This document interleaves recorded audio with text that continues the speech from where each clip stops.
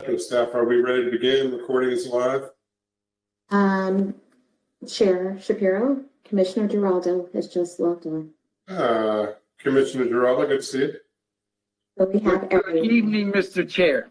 Good evening, Deputy Chair, Miss Bailey. And good evening, Mr. Will, with his new look. And there is Miss Commissioner Shawnice Washington. Thank you. Good I don't evening. want to say anything, Will, but you're looking pretty sporty, I gotta say. Yeah, I may be dressing up as Wolverine for Halloween, so I'm trying to grow out the facial hair to see if it works. My son is a big superhero fan, so that may be my costume, but we'll have to see. Nice. Looking good. All right, staff, are we ready to begin? Is the recording begun? Yes, we're ready to begin. Recording in 3, 2, 1. Good evening, everybody. This conference will now be recorded. Good evening, everybody. This conference will now be recorded. Are we good to go now? Good to go. I am Peter Shapiro, Chair of the Prince George's County Planning Board of the Maryland National Capital Park and Planning Commission, and I welcome all of you to our annual budget forum. We are here to seek your input as we continue to plan and deliver on the dynamic experiences and innovative programming and the safe environments and facilities and parks and trails for the residents and workers and other stakeholders and visitors to the county. Your participation is important to us, and we appreciate you joining us on this evening. And for those of you who will be listening afterwards as well. Your voice helps to guide the planning board as we work through the budget process. This past fiscal year, we were proud to have returned in person to many of the Department of Parks and Recreation signature events and programming. And the planning department concluded several major master plans and studies to highlight to the cultural arts study and the economic development plan for the county. Excuse me. With your input, we will continue to build on our dynamic programming and support the county's growth and economic development and to plan for future generations in the county. Let me introduce my colleagues from the planning board who are joining us. We have Vice Chair Dorothy Bailey. We have Commissioner William Dorner and Commissioner Manny Giraldo and Commissioner Shawnice Washington. Please note this meeting is being recorded. The video will be archived and will be accessible to you all via the planning board's website, which is www.pgplanningboard.org. Prior to your testimonies, our Deputy Corporate Budget Director will give you a brief presentation. Will give all of us a brief presentation on the operating budget, the overall budget process timeline, and the capital improvement program. We appreciate that you've taken the time to join us this evening and share your ideas. We'd also like to remind you that concerns or requests can be handled by our staff throughout the year. We have several key members of our staff here, Park and Planning and Planning Department and Parks and Rec Departments, listening, who are taking notes on your comments. We're joined by our Executive Director, Park and Planning Commission Executive Director, Santha Cheng Smith, and the Deputy Corporate Budget Director, Katie Knoppe, who you'll hear from later. Our Planning Director, Andre Ginchetley, is joining us. Our Acting Deputy Planning Director, Derek Delage. Our Deputy Planning Director, Suzanne King. This is all in the Planning Department. And then our Director for the Department of Parks and Recreation, Bill Tyler, is with us, as well as Deputy Director for Parks and Facilities Management, Stephen Carter, and our Deputy Director for Recreation and Leisure Services, Wanda Ramos. We are also joined by our Deputy Director for Administration and Development, Alvin McNeil, and our Chief of Park Police, Stanley Johnson. So thanks for everybody for listening in and listening to our community's comments, whatever they bring. I want to share with all of you the participation guidelines for the meeting. Registered speakers connected through your computer, tablet, or smartphone could join the meeting with the link provided via email from the planning board office. Online registered participants may be prompted to install GoToMeeting software in order to participate in the process. So if you're with us, you have already done that. Registered speakers may also listen in or participate in the meeting using a phone line and the call-in number provided via email. That's important because we all run into technical issues sometimes, and sometimes it's helpful to call in if things aren't working on your computer. So you may want to be prepared for that just in case if you're planning on speaking. We ask that all participants mute your phones when you're not speaking and don't put your phone on hold either. So we'll hear a brief overview of the Commission's budget in the county from Deputy Corporate Budget Director Katie Knappe, and then we'll hear testimony from all of you. When it is your turn to speak, we ask all of you to limit your remarks to 3 minutes, and there will be a clock displayed on the screen to help track the time. If you have more comments to add or you have additional thoughts later, we will be accepting written comments until the close of business on Tuesday, November 1st, 2022. And that's for folks who didn't sign up in time or folks who have signed up but have additional things they want to say or add. Written comments should be submitted to my attention via mail, or fax, or email as shown on the screen and listed on the meeting. Just to listen, so I can. So now on to the first part of the presentation. We're joined by our Deputy Budget Director, Katie Knappe, and she will take you through a few slides. And then after that, we will begin the public testimony part of the forum. Let me turn it over to you, Katie. Thank you. Good evening, everyone. As you can see from the first slide, this is the second of 2 budget forums. Next slide, please. And this is a brief overview of who we are. We are the Maryland National Capital Park and Planning Commission, a bi-county agency serving both Prince George's and Montgomery counties. We were created in 1927 by the General Assembly, and the Prince George's Planning Board oversees the planning department and parks and recreation. Next slide. Our services are available to all residents of the county. Since 2010, the population has grown by 89,000, which is almost 1 million people. Next slide. This slide shows the services we provide. Our mission is to manage physical growth and plan communities, protect and steward natural, cultural, and historic resources, and provide leisure and recreational experiences.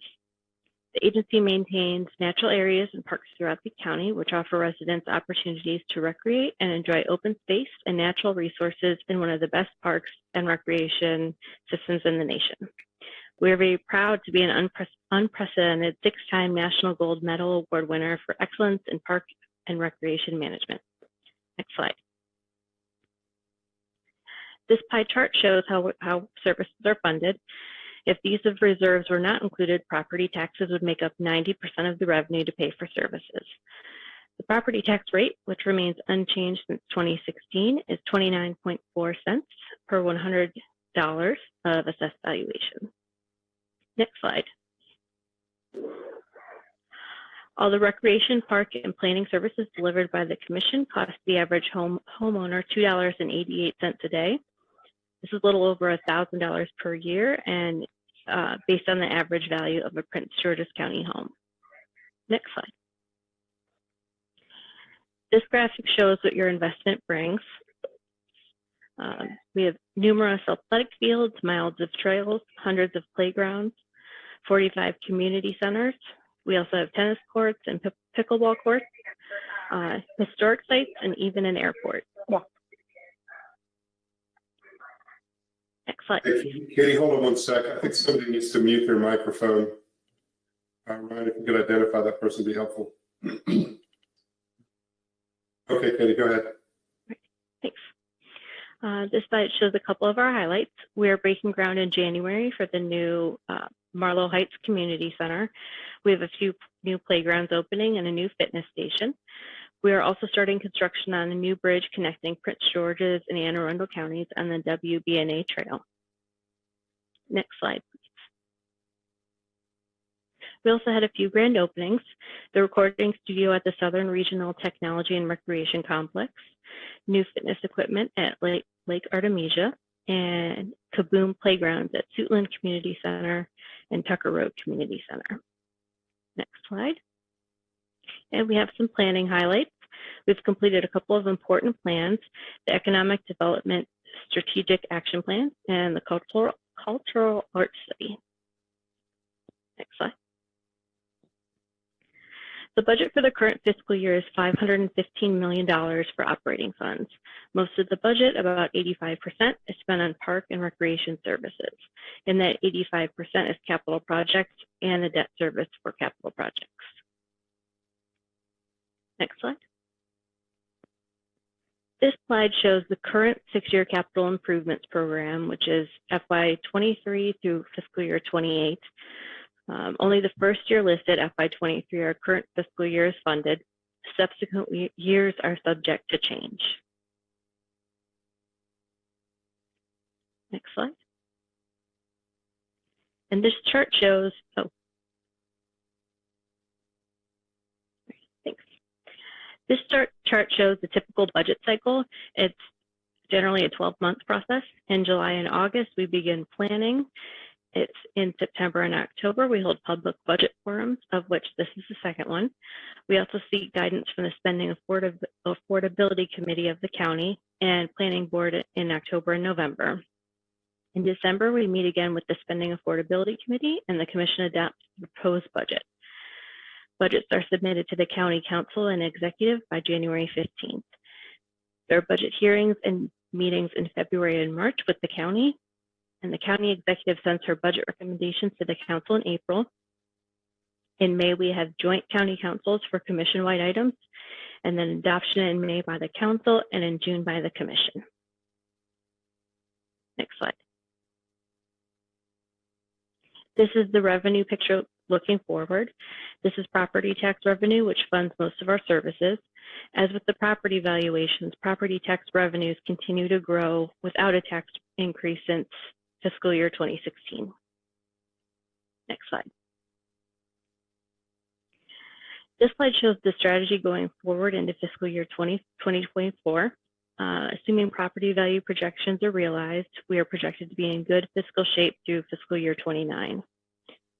Initiatives for FY24 are to develop innovative arts and cultural programs and activities for teens, seniors, and youth, emphasizing the county's diverse cultures. Increase social media outreach by utilizing new tools to connect with residents and visitors. Continue to address infrastructure improvement needs in our facilities, utilizing PAYGO from both the park and recreation funds. Enhance maintenance standards for trails. Hold on one sec, Katie, again.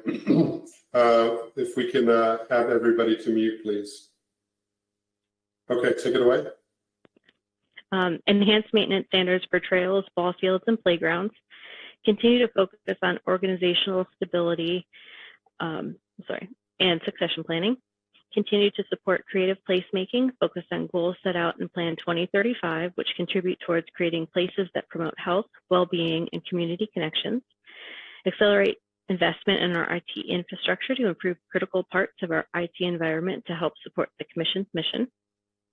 And responsibly plan for the future by balancing community needs with fiscal reality. Next slide.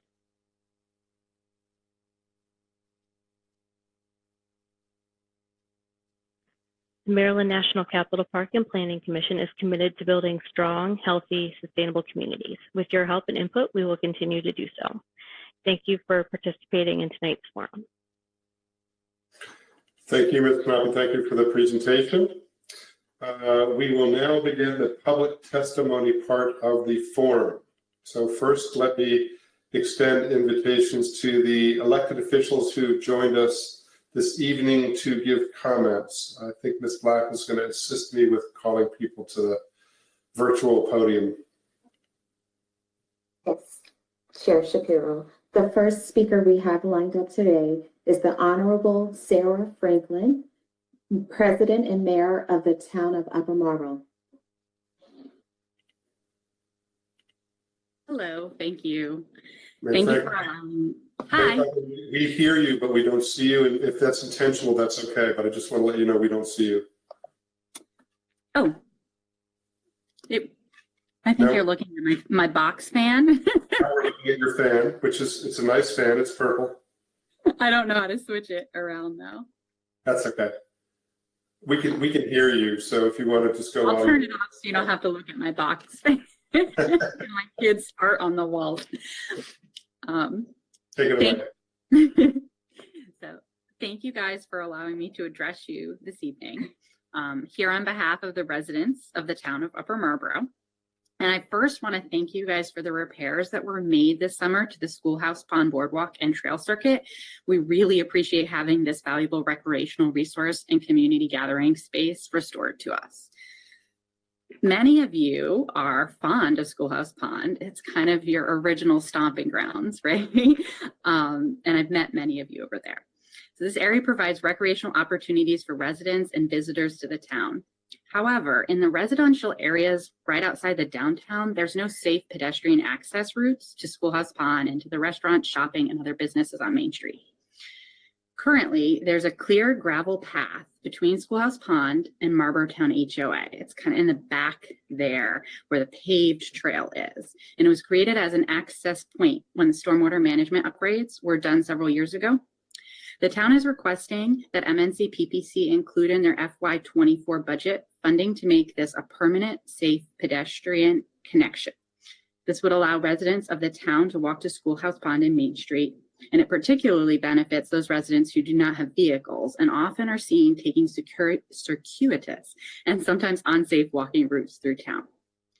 Funding the trail will easily address these issues. It will improve safety, it will increase access for a variety of communities in the greater Upper Marlboro area, not just in the town, and it will allow the community to meet and connect through nature. Marlboro Town HOA is in full support of this connector trail, and they eagerly anticipate a safer way to get downtown and enjoy all that Upper Marlboro has to offer. That's my request for you guys. Thank you. Thanks for taking the time, and your request has been heard and received, and we appreciate it. Thank you, guys. Ms. Black. Yes, next on our list is the Honorable Fazul Kabir, Council Member of District 1 for the City of College Park. Thank you. Council Member. Hello, can you see me and hear Yes, me? we can see and hear you fine. Thank you for having me. Chair Shapiro and the members of the Planning Board, good evening. My name is Fazil Kabir. I'm a City Council member of the City of College Park. I'd like to ask you for your continued support for the North College Park Community Center in the MNCPPC's FY24 budget. As you know, this project has been in the Commission's long-range plan for many years now. We appreciate that you have funded the feasibility study in the current budget. And it is finally underway after several starts and stops. Over the past several months, our community has been working with your staff and the consultants to find the best location for the center. In fact, the community had a fantastic meeting with the MNCPC last night, discussing the potential sites of the center. I can only tell you about the huge excitement the community had at the meeting about the center. The feasibility study is expected to be completed this month when the project will be ready for design and construction. So I asked the Commission to maintain this momentum by committing funds to enable the project to move quickly to the next step, which is the design and construction. The College Park City Council met with the MNCPC staff a few months ago and discussed how we could partner with the MNCPC to ensure the expeditious funding and completion of the facility. Our City Council has committed to invest $1.5 million over the next few years, provided the construction funding is included in MNCPPC's CIP budget. We also learned that the state of Maryland has committed another $1 million funding for the center. With these partnership opportunities, we look forward to seeing the design and construction funding included in MNCPPC's FY24 budget. Thank you for listening and giving me the opportunity to speak. Thank you, Councilmember Kabir. Appreciate you taking the time. Thanks. And Ms. Black, our next speaker. Yes, our next speaker is Janet Gingle. She is representing the Prince George's County Sierra Club. Good evening. Good evening. Hi, Ms. Gingle. my name is Janet Gingle, and I live in Kettering. I speak today on behalf of the Prince George's County Sierra Club. First, we want to thank the Planning Board for all the great things you do and for this opportunity to provide input as you weigh priorities for the next fiscal year. Our written comments provide more detail, but our main message is this. I'm showing you the Climate Action Plan. Please provide adequate funding for the implementation of the Climate Action Plan to improve climate readiness of our communities with special attention to nature-based solutions and equity concerns. Climate Action Plan recommends integration of climate goals into all long-range county policies. Hold on one second, Steve. Ask everybody again to mute your microphones, except for Ms. Kingle. Okay, take it away. So in order to integrate climate goals into all long-range county plans, policies, and capital improvement programs, you're going to need dedicated staff time and consultant support. Funding will be needed for ongoing professional development to inform climate conscious decision-making at all levels. You'll need upgraded data tools such as flood maps, tree maps, heat maps, and dashboards. Funding will be needed to update zoning practices and design manuals for climate resilience. A process should be developed to require developers to create an explicit plan to decrease climate impacts. Communities with the most need should be prioritized for resilience projects, from tree plantings and rain gardens to microgrids and resilience hubs. Funds should be allocated for acquisition of forested land and land in the floodplain where development should not occur. For example, there's a 633-acre forested property in Marlton currently owned by the Girl Scouts, which should be acquired for parkland rather than subdivided for suburban housing. We hope to see funding for meaningful community engagement, diversity in hiring, protections for outdoor workers during hot weather, resilience hubs, park programming to increase awareness of climate issues, multicultural park programming for our diverse population, park maintenance, safe sidewalks and trails, water stations for refilling reusable bottles, tree care, conservation landscaping, and native plantings, control of invasive species, electrification of vehicles and installation of chargers, replacement of gas-powered mowers, blowers, and other landscaping equipment with machines powered by electricity, and a smart growth dashboard that tracks development plans and proposals. We urge you not to fund additional synthetic turf fields. We hope that the MNC PPC budget for the next fiscal year will have adequate funding to augment our climate resilience, focusing on nature-based solutions and prioritizing investments in communities with the most need. Thanks. Thank you very much for your comments. Thanks for being timely with the 3 minutes as well. And I appreciate all your advocacy for all these years. Next speaker, Ms. Black. Yes, we have Amy Olivo with Artworks Now. Ms. Olivo. Good evening, Chair Shapiro, commissioners, and MNCPPC staff. My name is Amy Olivo, and I'm the new executive director at Artworks Now, located at 4800 Rhode Island Avenue in Hyattsville.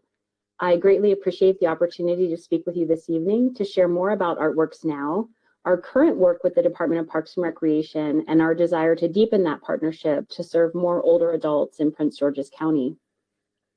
Artworks Now is a nonprofit arts organization with a mission to create a stronger community through the arts.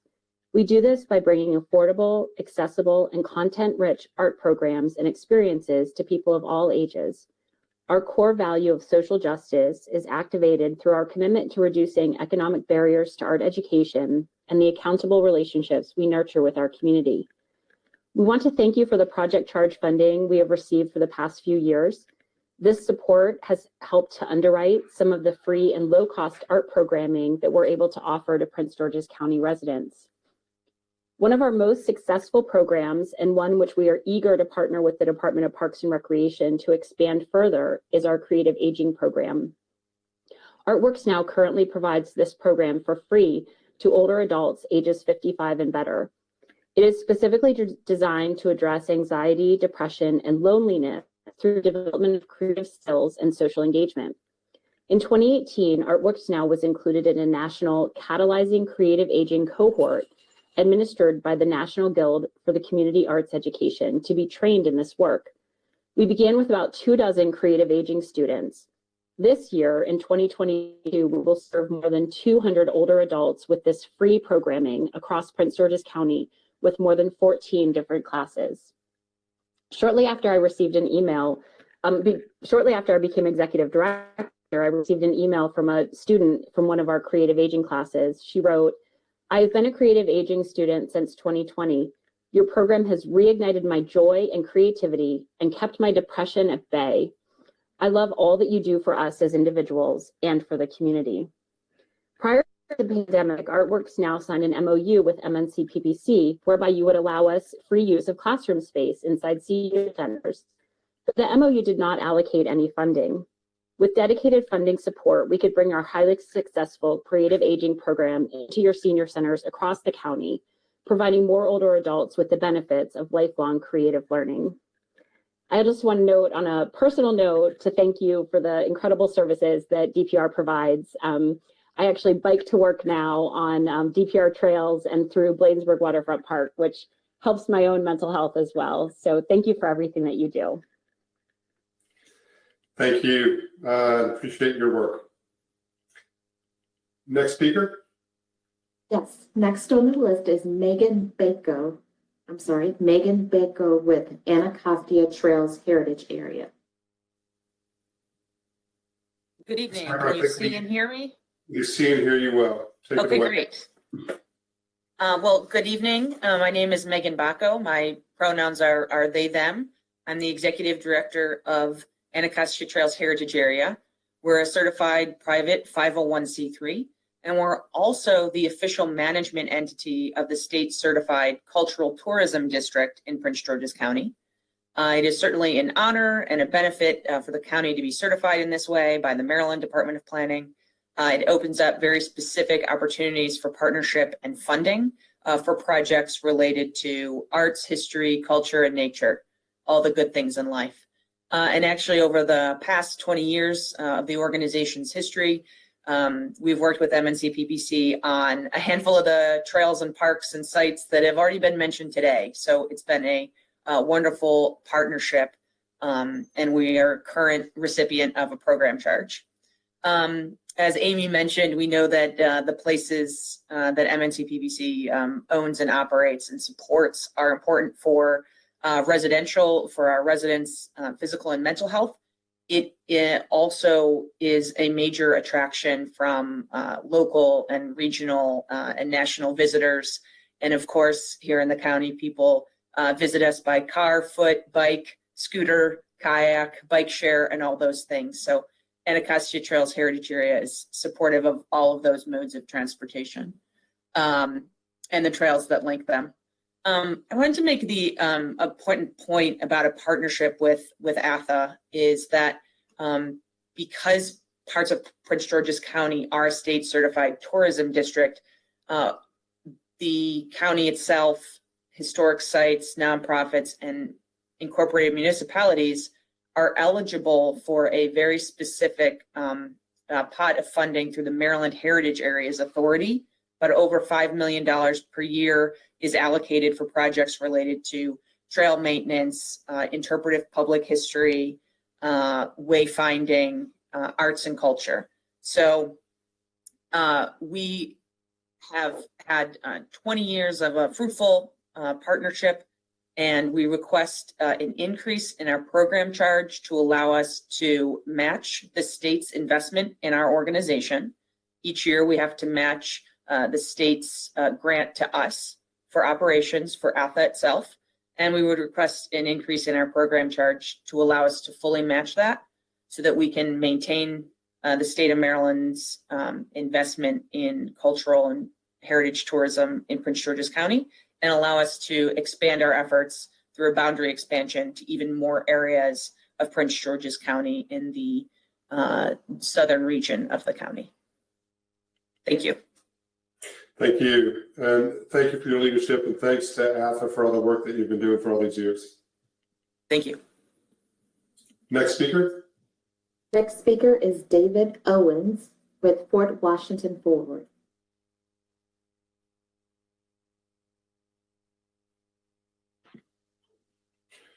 David, there you go. Mr. Owens, did you ride your bike to this meeting?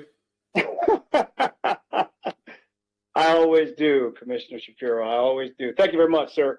I just want to make sure my camera's on. Got it.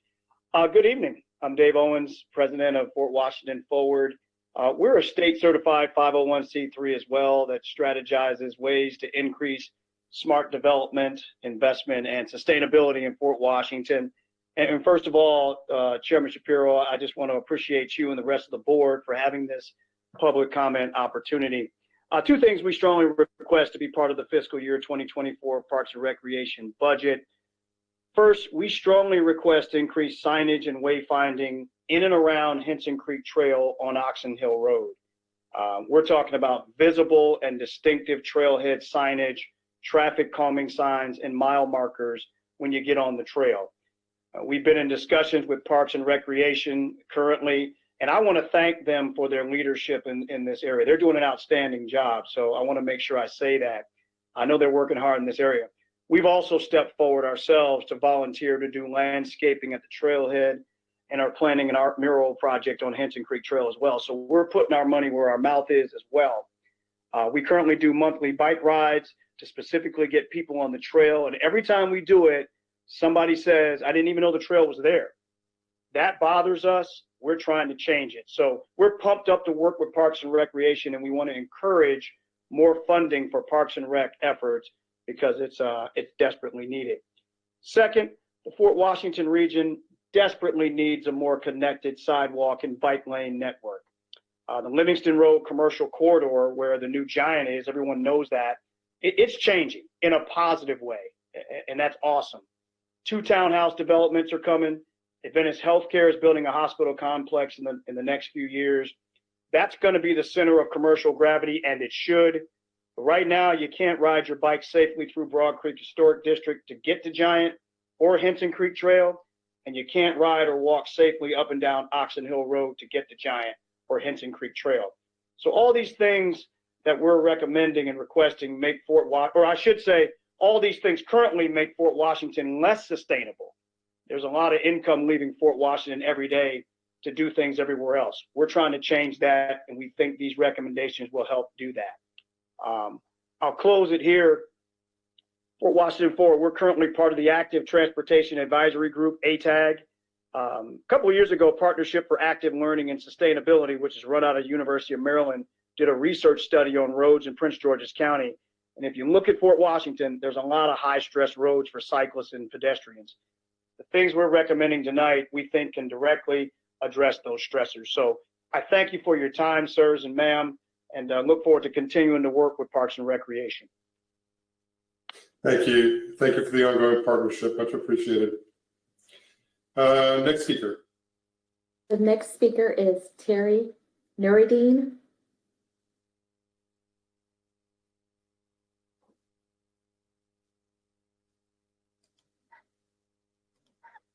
Ms. Nuruddin, Hello, can you hear me? We hear you. We don't see you. Your call. Okay. We hear you, but don't Right. see you. I apologize for not being able to use the app, and I promise if I testify again, I will get my training from my granddaughter. I want to say good evening to everyone, and I thank you for this opportunity to speak. My family's primary sources survey have been the proposed annual budget fiscal year 2023, dated January the 15th, 2022, and the presentation from MNCPPC budget fiscal year 2024 for Prince George's County. Because inflation has rose to its highest level since the early 80s, Maryland Park and Planning should not have to increase our property tax to transfer said monies to Prince George's County government to build a headquarters. Building office space should not be a priority of our county officials given the rising everyday living costs impacting most of us in their county. The continuing aftermath of the onset of COVID-19 and its lasting impact on residents, especially the youth and seniors, should inspire us to do better as financial planners. We can be better served not by a centralized place, but by a unified focus to use resident tax money and the extra federal subsidies to ensure safe and healthy recreation, as well as the great outdoors are available to all residents like never before. My family believes our county leadership should not make a circuit of its wealth among itself nor display it in governmental structures. Countywide, we have neighbors' homes impacted by the consequences of extreme weather changes. And in my hometown, Bowie, the lack of funds leaves some of our public school infrastructures warning, and an elementary threatened to be closed. No public schools are scheduled to be built. My family is appalled that the county officials are willing to raise our taxes to secure $85 million in fiscal year 23 and maybe $70 million in fiscal year 24 to build office space during a pandemic era of virtual work and virtual office space. Moreover, they are willing to do so at the risk of creating, quote, project structural deficits, end quote, for park and planning programs. We ask you to embrace your residents' emerging climate challenges with the flexibility of robust and innovative recreation and leisure opportunities. We ask you to focus on, 1, resident safety programs and outdoor recreation programs, and 2, community land acquisitions of old or environmentally changed land due to time or the ongoing climate crisis. Thank you for the opportunity to speak. Thank you, Ms. Nordino. Appreciate you taking the time. Next speaker. Next speaker is Yuri Borovsky. Hey, good evening, everyone. Can you see me? Mr. Borovsky, now we hear you and see you. Fantastic. And yes, I'm wearing a Maryland flag for a bicycle shirt. I was going to say, you're sporting it today. Thank you, Chairman. This is my third year of joining this forum and speaking about the same awful condition of most of the trails in our local Summerfield Park and unequitable access to the county trail system. Since we moved to the area, we've been going to our local Summerfield Park regularly, and we've also driven by car to other parks and trails in the county. What we found is unequal distribution of resources, where some trails are maintained in fantastic condition, while our local trails are left for years with rotting trees blocking them and mudslides in several places. It makes access to trails very disproportionate. You might say, wait, Yuri, you say your family goes to this local park regularly. Yeah, that's right. We go to our park, we wear our muddiest shoes, we stretch our knees so we can hop over those trees, and we go to the park. And that brings me to the issue of equity. We still do this because this is the only park and the only trail network in our neighborhood for several miles, and driving to other parks will add traffic and pollution to the air. This community needs not only equal treatment of the local park and MNCPPC budget, but help with equitable access to healthy walking opportunities. We need places to walk and bike, and we have places to walk and bike, they're just not maintained. I've been told by MNCPPC staff that part of the trail network is not part of the official park map, and they're working with Hunt VMM LP of Dallas, Texas, a subsidiary of Harbor Group International of Virginia Beach, Virginia. MNCPPC is working on a solution with them. Well, I was first time told this 3 years ago, and this is what I'm still told last week. It's been 3 years. Soon we can send this work in progress to kindergarten. I understand that staffing turnover is a real issue, blocking progress. I also hear that understaffing is an issue too, and I can only imagine that personnel burnout is also likely an issue. However, it's up to you as the leadership to make sure that your employees are properly supported and office is adequately staffed so that they can do their work to allow all of the county residents to access all of the county trails. Interestingly, while MNCPPC says the Summerfield Park is not entirely MNCPPC responsibility, the county master plan of transportation that just had a meeting earlier tonight that I joined has 100% of Summerfield Park trails classified as county trails and bike facilities. It's on pages 15 and 16 of the report. So county trails or Hunt VMM OP trails, which one are those? Because if those are not county trails, then we need to have another conversation in this forum about the fact that we don't have any county trails in our area here. The MUD also classifies that 100% of those trails are bike facilities. Well, it's not possible to walk there safely. I can't wait to see someone attempt to bicycle there. Want to know how's our liability budget here. I moved to America hoping to escape dysfunctional government that excused dilapidated conditions of everything in the country. We don't have funding all the while looting what little public funds there were in my country. Here today, my household alone paid $1,200 for MNCPPC surcharge last year in taxes. Enough money for me to hire with cash a private landscaper to cut up and kick up most of those trees that had fallen across the trails and take care of the problem. And there are hundreds of homes in our area paying this much tax in a year. So what's the reason that we have here? There's a little photograph of one of the trees that I have to hop over regularly with a mudslide right next to it. Thank you very much for your attention. Hopefully not seeing you again on this issue next year. Thank you, Mr. Brodsky. I appreciate you taking the time. Next speaker. Our next speaker is Anne Marie Casanova. Ms. Casanova. Good evening. Can you hear me? We can hear you and see you fine. Take it away. Great. Thank you. Good evening, Chair Shapiro and other members of the board. Thank you for providing me time to speak with you all this evening. My name is Anne Marie Casanova. I'm here as a representative from the C. Elizabeth Reed Regional School, which is located in Bowie. I am also currently the speech language pathologist at C. Elizabeth Reed. C. Elizabeth Reed is a public separate day school that is part of Prince George's County Public Schools. This school provides special education and related service to approximately 120 to 130 special needs students from age 5 to 21 years old. We service students with severe cognitive and or physical disabilities. Our mission is to provide quality individualized instruction that shows that all students can learn and develop communication, academic, and functional life skills in order to build various levels of independence and success in the society. Our majority of our students are nonverbal, and as part of our mission, we support our students' communication through utilizing a total communication approach, which incorporates pictures, picture communication symbols, gestures, voice output devices, and other things like that. To best support our students and our other disabled community members, I'm requesting assistance from the county to help us add a communication board to the Mitchellville South Park, which is located at 15540 Peach Walker Drive in Bowie. This special park was originally initiated by one of the former principals, Mr. Mark Norman. Mr. Norman had advocated for this playground for his students so they would have a place that could meet their needs throughout their academic day, and they could actually go outside and be part of a park that could just enhance their learning as well as playtime.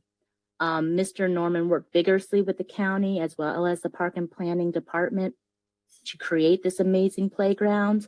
Unfortunately, Mr. Norman passed away before seeing his goal be achieved. However, now the park is a memorial to him. I'm here today to ask for assistance with getting a communication board. The total approximate cost of the board, including delivery as well as an installation of it, would be $1,040. And I'm just here and I want to just thank you for your time and consideration. Thank you. Thank you. Thank you very much for taking the time, telling us that story and sharing it and making the request. Very much appreciated. Thank you. The next speaker is Joseph Jakuda.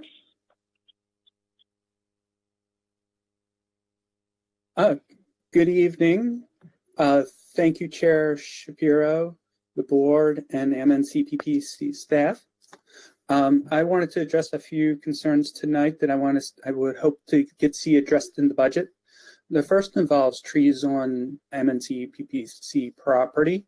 Whenever I go, in particular, down the Northwest Branch Trail, but throughout the parks, the trees are getting overrun with English ivy, kudzu, and all kinds of various invasive plants. These plants kill the trees and they lose their environmental value if they are not taken care of.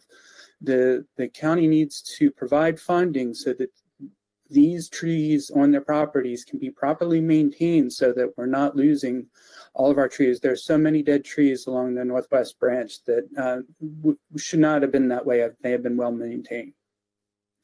The second thing I want to address is the shoveling of snow alongside of MNCPPC properties.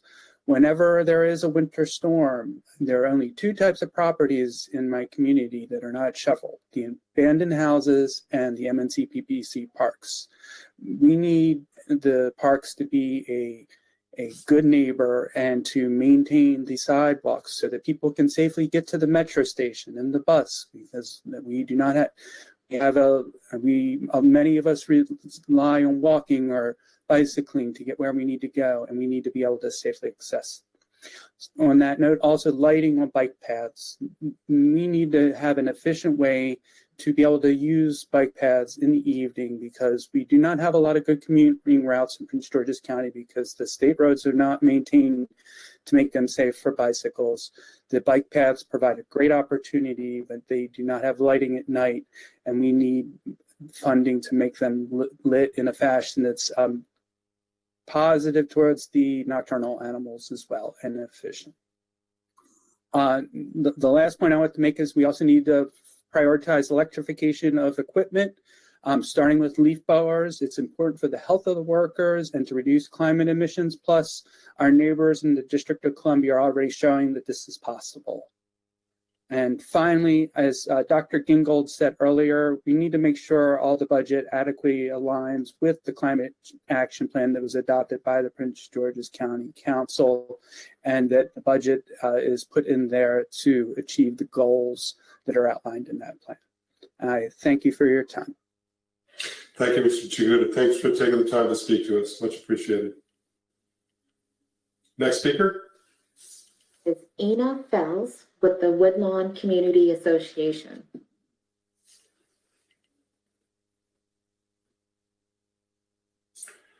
Ms. Fells, are you there?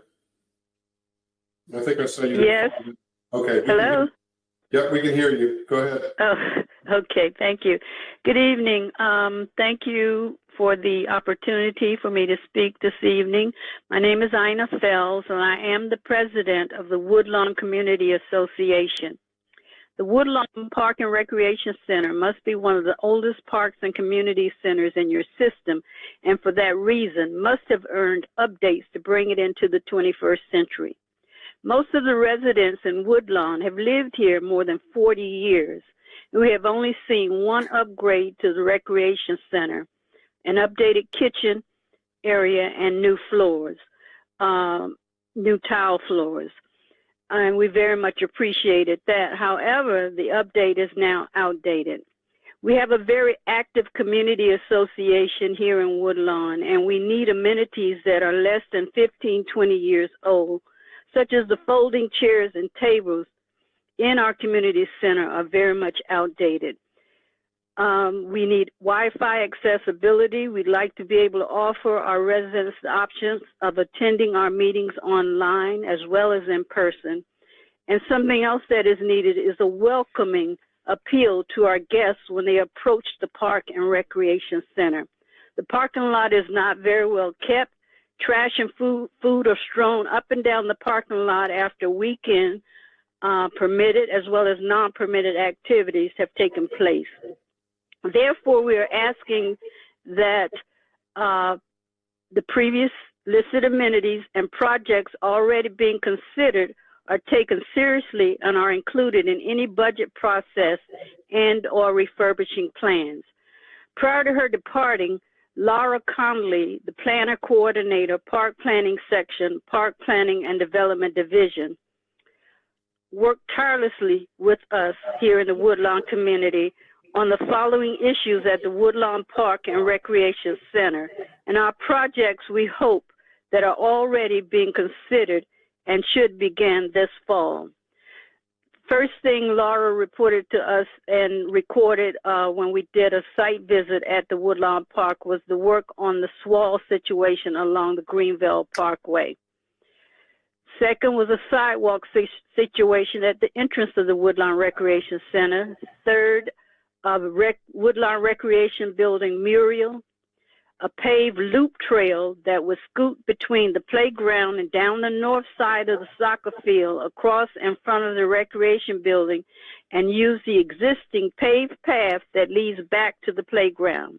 This would be better than walking along the inside of the basketball court. Number 5, repair of broken playground equipment. Finally, the condition of the soccer goals and soccer field.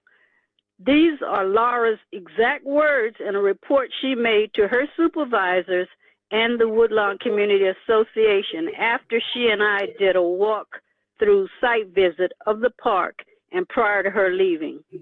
In addition to the above items, safety precautions are needed, such as increased park policing of the park after dark, increased security lighting on parking lot and around building, and signage such as no littering, no trash dumping, and these signs should be enforced with fines.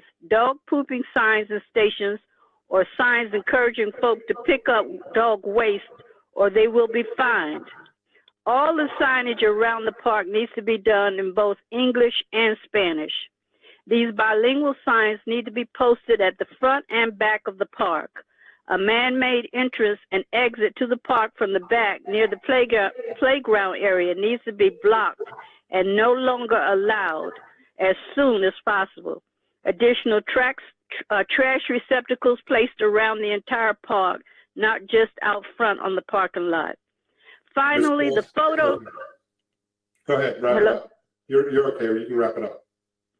Finally, the photo you have on your Parks Direct website of the Woodlawn building outside had to have been photoshopped because the entrance to the building looks nothing like that. The interior pictures had to have been taken when the last renovation was done. Currently, the interior is not as nice as your pictures on your website, and both the interior and exterior are not as nice as some of the other parks and park buildings in PG County. I'd like to thank you again for the opportunity to speak, and I'm here if anybody needs to get in contact with me. Thank you, Ms. Feld. I appreciate your thoughtful comments. I appreciate your leadership in the community, and I assure you that somebody from our team will be in touch with you. Thank you. Appreciate that. Okay. All right. Take care. Next speaker, please.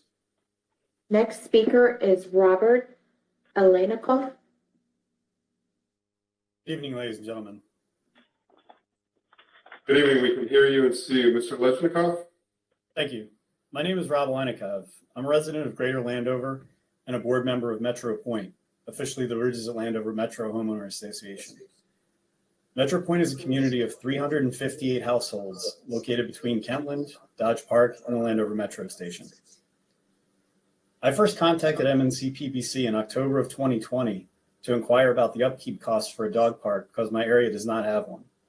We have a huge dog population in our area, but our closest dog park is a 5-mile, 15-minute drive from Kentland Community Center, our local MNC PBC property. So the need for a dog park that is walkable from Metro Point, Kent Village, and many other densely populated dog-loving communities of Greater Landover is immediate. And multiple MNC PBC employees with whom I've spoken recognize and agree with that immediate need. Over the course of the past 2 years, the communications I've received from MNC PBC on this issue have been both polite and professional. However, these communications also have been slow, and more importantly, they have not resulted in any concrete progress toward creating a dog park that is walkable for the aforementioned communities in Greater Landover. In May of this year, an MNC PBC employee told me that a funding request would be made and a site chosen, quote, this fall for a walkable dog park. But I've heard nothing on the topic since then, which is extremely concerning given that the leaves are starting to change and the weather is getting cold. So by speaking here today, I'm hoping to bring public accountability to this issue. I respectfully request that MNC PBC keep its promise of delivering funding and selecting a location for Kentland Dog Park no later than December 21st, 2022. As I have told every MNC PBC employee with whom I've spoken, both I personally and my entire community of Metro Point are ready to help you any way we can to expedite the creation of a walkable dog park for us. We need to see concrete forward progress on this issue, and we need to see it quickly. Thank you for your time. Thank you, sir. I appreciate you coming to speak to us about this. Next speaker, please. Next speaker is Paul Rowe, Carroll Highland Neighborhood Association. Hello? Mr. Rowe, we can see you and hear you. Oh, fantastic. Okay. For the record, my name is Paul Rowe. I'm a resident of the Carroll Highlands subdivision, which is located in Tacoma Park, the unincorporated side, which is located in Prince George's County. And I'm a member of the Carroll Highlands Neighborhood Association. I'm here to request full funding for the restoration and replacement of the Park Lawn Playground, which is located in Park Lawn Park. And you may be familiar, it's at the intersection of Riggs Road and East West Highway. It's approximately about a half a mile from the Carroll Highlands community. And many of my neighbors, including myself, routinely walk, run, and ride our bikes there. Undoubtedly, you may recall that the Department of Parks and Recreation was approved. It was the playground was approved for removal. In fact, in October of last year, a year ago this month, an agreement was executed between Department of Parks and Recreation and Royal Farms, where Royal Farms provides for $400,000 in improvements of the Parkland Park. And that is provided that the playground is removed. And that agreement was further memorialized this past August, in a recreation facilities agreement. And so let me make clear that the Carroll Highland community opposes the playground's removal, and that's why we are requesting full funding for its restoration and replacement. I dare say that decision to remove the playground was a bad one on a number of levels. It was wrong to approve the playground's removal absent community consultation. Our neighbors who are located adjacent to the park and playground, 1800 block of East West Highway, were not informed or consulted.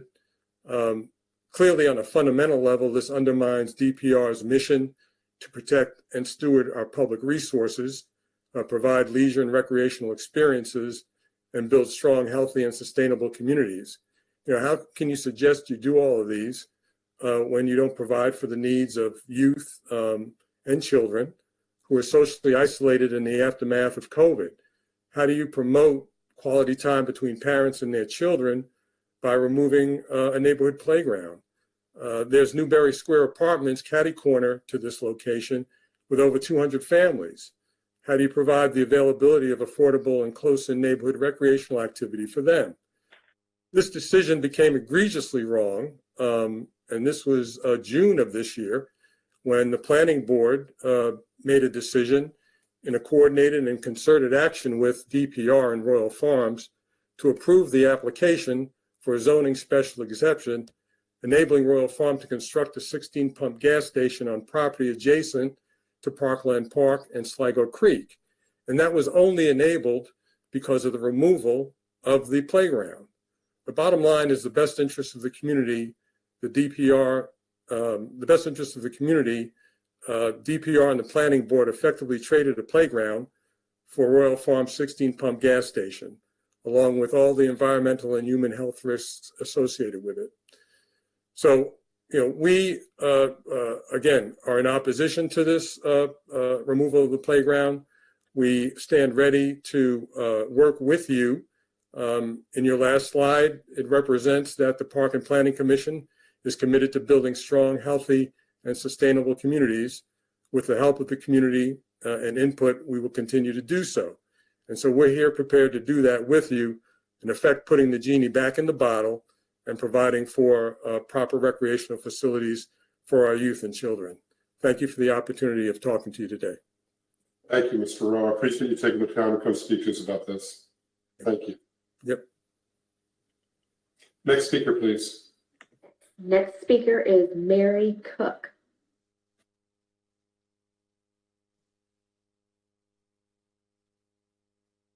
Mary Cook. Ms. Cook, we don't see or hear you. Are you on the line? This is Lisa Ely. Mary Cook unfortunately had to take a neighbor to the hospital and is unable at this time to speak. Okay, thank you for letting us know. We certainly wish her well. And her neighbor well. Thank you. Next speaker. Next speaker, Philip Aronson. Yes, hello. Can you see me? Hear me? Mr. Harrison, we can see you and hear you fine. Go ahead. You have 3 minutes.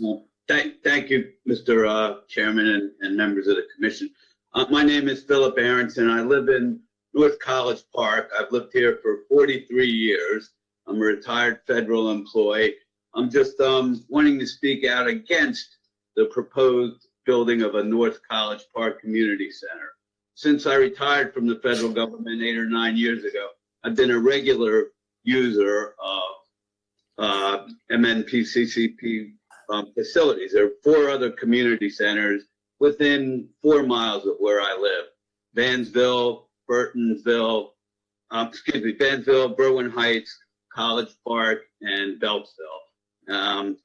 I use those facilities on a regular basis. I use programs there. I attend classes there. And in the 8 or 9 years that I've been a regular, I talk to people when I go. And I can tell you, I have met no neighbors and very few people that reside in North College Park. So I'm aware that there's a survey done where 91% of the respondents said if there was a North College Park Community Center built, they would attend. But they responded to this survey sitting at home on their computers. So I'm not sure how accurate that is.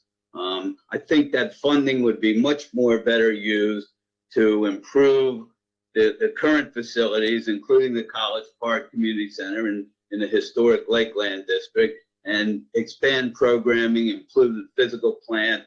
I think that would be a better use of the money. And lastly, the primary location of the new center, should it be built, would be a negatively impede traffic in that Hollywood neighborhood of North College Park. It would prevent access, I believe, for pedestrian access to some of the shopping there in that little shopping center.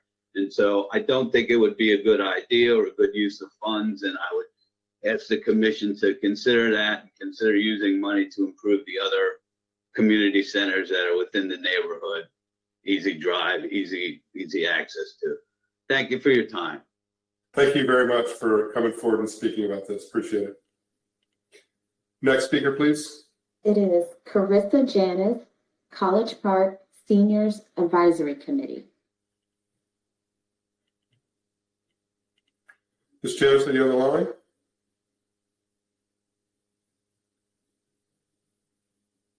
I don't see or hear you. If we don't see or hear her, we can keep her on the list and let's go on to the next person. As she pops up, we'll make sure she gets to speak. Next speaker. Next speaker is Christina Toy. Hello, can you hear me? We can hear you and see you, Ms. Toy. Great. Good evening, everyone. Thank you for taking time to listen. My name is Christina Toy. I'm a resident of North College Park, and I came here to speak for the addition of funding towards a North College Park Community Center. Like Phil, I have attended many community centers in the area by driving.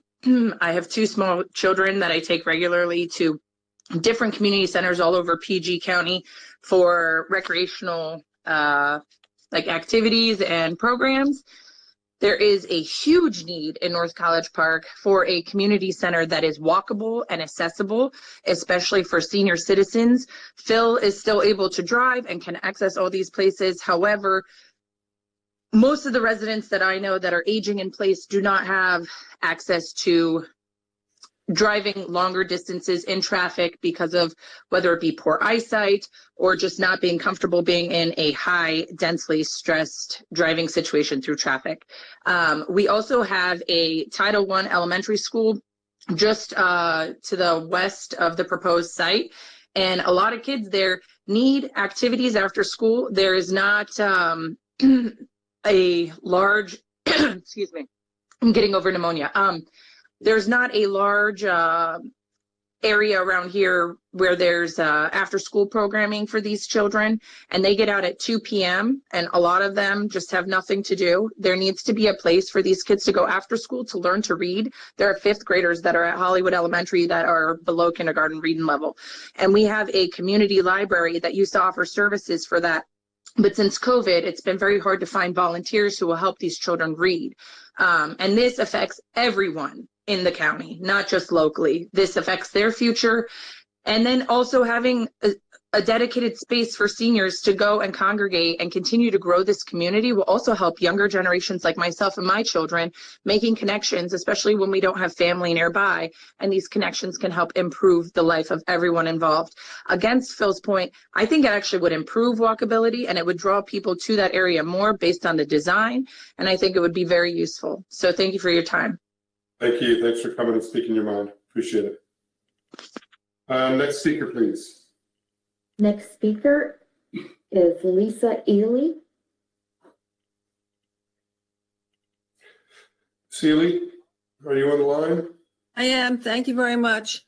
Thank you. We can see and hear you. Take it away. You have 3 minutes. Thank you. I don't think I'll take 3 minutes, but I just wanted to echo both Christina Toy's comments as well as Councilmember Kabir's comments. We have long wanted a community center in North College Park. The community center in Lakeland that Phil spoke about is overused. You cannot get in there. You cannot have a meeting. The only time it's not really used a lot is during school hours. But a community center is more than just for the seniors and the youth. It's for all ages. But I would like to discuss the youth part of this. The kids need a place to go to. We talk about them getting into trouble. They're getting into trouble because they don't have anything to do with their time when they're not in school. This is a perfect space for them to go, to have fun, to meet with their friends, to work off their anxieties and their other things that they could do that by using recreational activities. We're looking at 2 different places in North College Park. One is better than the other. The one on the main road of Rhode Island Avenue is the preferred one due to the lack of public transportation into the neighborhoods, as well as disruption to the neighborhoods for buses and cars to get there. But truly, it is a walkable area, and it's getting better by a new streetscape that's going in there. Need to refill this at a water We would like you to consider funding our North College Park Community Ms. Center. Seeley, hold on 1 sec. If I could ask everybody but Ms. Seeley to mute their microphones, please. Okay, Ms. Seeley, go ahead, wrap it up. So we would appreciate your consideration of funding for this new community center in our area. I've lived in this area for 30 years. My children are grown up now. They will not have the ability to really use it. But the other youth in our community, as they continue to grow, the new families coming in with children, they will certainly use it. I have been very active with the Girl Scouts for the last 25 years. We have struggled to find locations to not only have Girl Scout meetings, but also to be able to train the adults as leaders so that they can continue to offer program to the youth in the community. This would be an ideal spot for us to be able to continue the scouting activities, both Boy Scouts and Girl Scouts. And so we do appreciate your consideration of the funding for this new community center. Thank you. Thank you. Thanks for taking the time to speak. Appreciate it. Next speaker, please. Next speaker is Callie Crumpos. All right. Good evening. Good to see you again. Good to see you again, and good evening to the members of the planning board and to you, Chairman Shapiro. As mentioned, I'm very glad to be back speaking with you again today. My name is Callie Crumpos, and I am here on behalf of the Capital Trails Coalition, which is made up of more than 70 member organizations, including agencies, businesses, and community organizations across Prince George's County and Montgomery counties in Maryland, the District of Columbia, and Northern Virginia. We all know that multi-use trails are a popular amenity, but they're also a critical piece of sustainable transportation infrastructure that are vital to our mental and physical health and to support the economics of our community. As the Capital Trails Coalition's report, entitled The Economic, Health, and Environmental Benefits of Completing the Capital Trails Network found, when Prince George's County completes the remaining 200 miles of multi-use trails in the Capital Trails Network that are already in the county's plans, the county will see $190 million in total economic impacts per year and $435 million in savings per year. These impacts come from new jobs created, increased property values, savings from improved health, and a range of environmental impacts, as well as many more benefits that a world-class trail network brings. To realize these benefits, we asked the planning board to create a budget that fully invests, not just in the development of trail projects, but also in the people who get the work done around planning, maintenance, and trail management and operations, including engineers and landscape architects who specialize in bicycling and walking. We also encourage MNC-PBC to consider ways to increase collaboration with the Department of Public Works and Transportation to develop and manage the county's multi-use trails and infrastructure for people who are walking and biking, which serve both as recreation and as transportation. Again, thank you for your consideration. We look forward to working with you and moving this forward. Thank you. Thanks very much for your time. Next speaker. Next speaker is Imani Kazana. Yes, hi. Good evening, board members. Ms. Kazana, good to see you many years ago. Yes, a long time no see. Welcome. Having read most of the proposed budget and also experiencing some not so positive outcomes during the past few years, I would like to make the following comments and requests. It concerns us that there would be potentially a reduction in the capital projects line for park and recreation sections. And this would equate to roughly only a handful of new playgrounds, for example, whereas we have been told by former staff that there are more than 150 projects waiting to be addressed, including the replacement of our 18th Avenue playground at Chillum Neighborhood Park. This equipment was removed nearly 3 years ago and had served the parents and children of the North Avondale subdivision and the LaSalle Park Apartments, which are in our boundaries.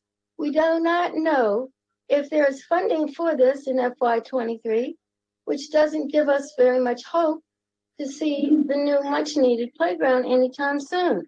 So please commit to making this happen for certain in FY24. The budget also indicates that the capital fund priorities typically are for renovating current quote unquote aging community centers. This clearly would not include the replacement of our sorely missed indoor neighborhood building in Avondale Terrace, which burned down more than 50 years ago. Getting a new gathering place is our highest priority, but clearly has not been this agency's. We desperately need your body to include land acquisition and construction costs for such a building, which we propose to manage.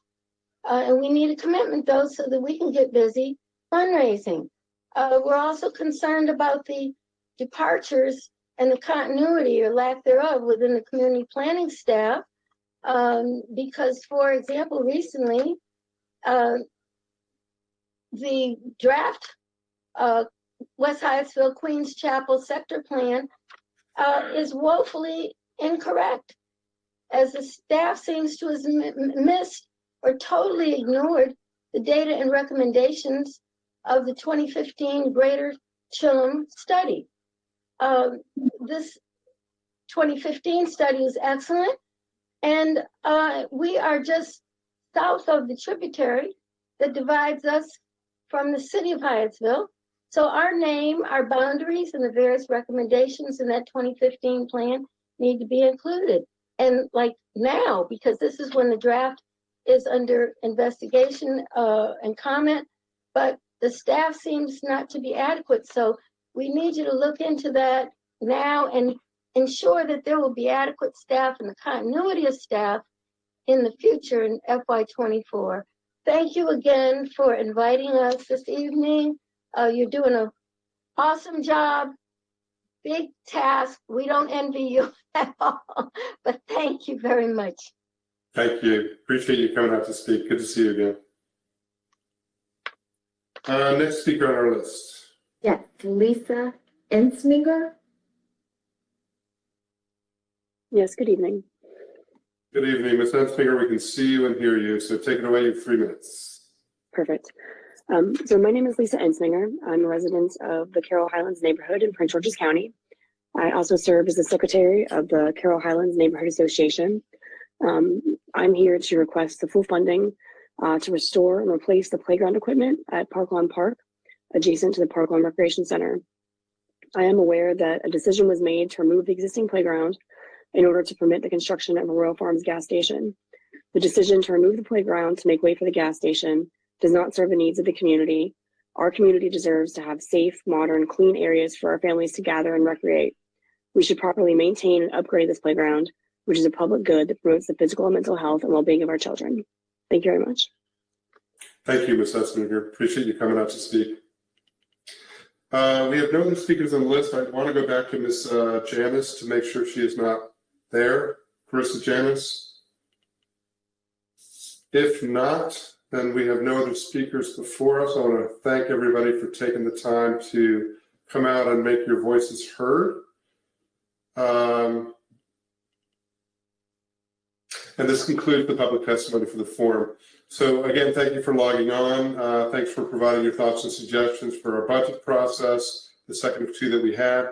As a reminder, written comments will be accepted until the close of business on Tuesday, November 1st, 2022, which you can send by mail or fax or email to with the information that you see before you. We appreciate your participation, your collaboration as we continue to enhance our planning, our parks and recreation offerings, and service for Prince George's County.